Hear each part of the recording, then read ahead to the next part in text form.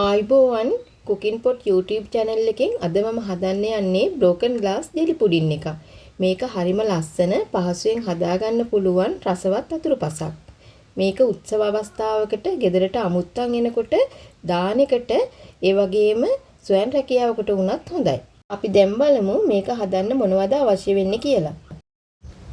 fresh milk millilitre 500ක්, පාට කීපයකින් jelly packet කිහිපයක්, gelatin මේස හැඳි දෙකක්, ජෙලටින් දිය කරගන්න ඇල් වතුර මේස හැඳි 3ක්, සීනි ග්‍රෑම් 100ක්, ජෙලි දිය කරගන්න උණු වතුර. ජෙලි දිය කරගන්න මේ විදිහට භාජන 3ක් අරගෙන ජෙලි පැකට් වෙන වෙනම මම භාජන වලට දාගන්නවා. අද මම පාට 3කින් හදන්නේ. ඔයාලට වැඩි ප්‍රමාණයකින් උනත් හදාගන්න පුළුවන්. මේ විදිහට එක ජෙලි පැකට් එකකට මිලිලීටර් 300ක් උණු වතුර දාගෙන හොඳින් දිය කරගෙන ඊට පස්සේ අපි ඒක නිවෙන්න පැත්තකින් තියාගන්නවා. ඒ විදිහට උණු වතුර මිලිලීටර් 300 බැගින් දාගෙන අනිත් ඒවත් එකින් එක දිය කර ගන්නවා. මේ විදිහට දිය කරගත්ත ජෙලි නිවුනට පස්සේ ෆ්‍රිජ් එකේ පහළ කොටසේ පැය එකමාරක් විතර සෙට් වෙනකන් තියාගන්නවා. දැන් මේ පැය එකමාරකට පස්සේ අනිත් දේවල් අපි ලෑස්ති කරගමු. දැන් ජෙලටින් වලින් මේස හැඳි දෙකක් බෝල් එකකට දාගන්නවා.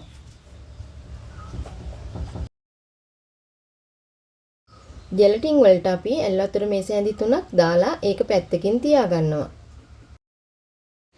දැන් අපි ගින්දර සාමාන්‍ය ප්‍රමාණයෙන් දාලා භාජනයක් ලිපේ තියාගන්නවා. දැන් අපි ෆ්‍රෙෂ් මිල්ක් වලින් මිලිලීටර් 500ක් මේ විදිහට ඒ භාජනයට එකතු කරගන්නවා.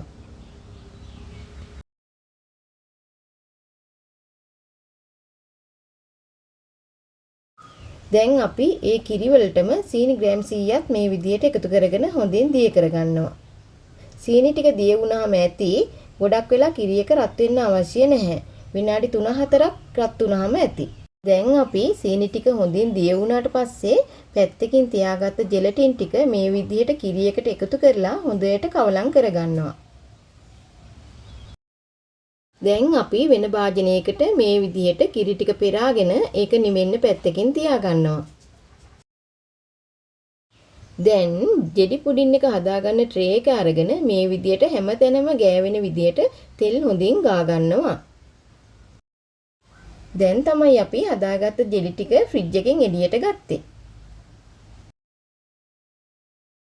දැන් අපි ජෙලි ටික මේ විදිහට පීයකින් කැට කපා ගන්නවා. ඕගොල්ලන් මේක හතරස් භාජන වලට දාගත්තා නම් කැට කපා ගන්න ගොඩක් ලේසි. දැන් වෙන බෝල් එකක් අරගෙන කපාගත් ජෙලි කැට ඔක්කොම මේ විදිහට දාගන්නවා. දැන් මේ විදිහට ජෙලි කැට ටික අතින් හොඳට කලවම් කරගන්නවා. දැන් ජෙලි පුඩින් එක හදන්න කලින් තෙල් ගාගත්ත ට්‍රේ එක අරගෙන මේ විදිහට ජෙලි ටික හැමතැනම යන විදිහට දාගන්නවා. අපි දැන් ඒකට සීනි සහ ජෙලටින් දිය කරගත් ෆ්‍රෙෂ් මිල්ක් වලින් ටිකක් එකතු කරගන්නවා. ඒකටම අපි ඉතුරු ජෙලි කෑලි ටිකත් මේ විදිහට එකතු කරගන්නවා.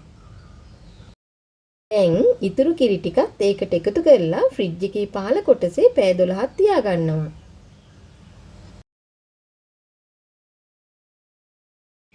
දැන් මේ පැය 12කට පස්සේ ෆ්‍රිජ් එකෙන් එළියට ගත්ත broken glass jelly pudding එක. දැන් ගලව ගන්න ලේසි වෙන්න මේ විදිහට අතින් ටිකක් වටේට බුරුල් කරගන්නවා.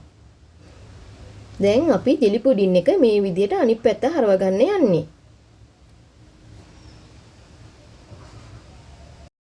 මේ තියෙන්නේ අපි හදාගත්ත ජෙලි පුඩින් එක. මේ විදිහට අපි දැන් කැට කපාගෙන රස බලන්නයි යන්නේ. ඇත්තටම මේක හරිම රසයි. එහෙනම් අපි තවත් වීඩියෝ එකකින් හමු වෙනතුරු සුබ දවසක් ඔයාලා හැමෝටම.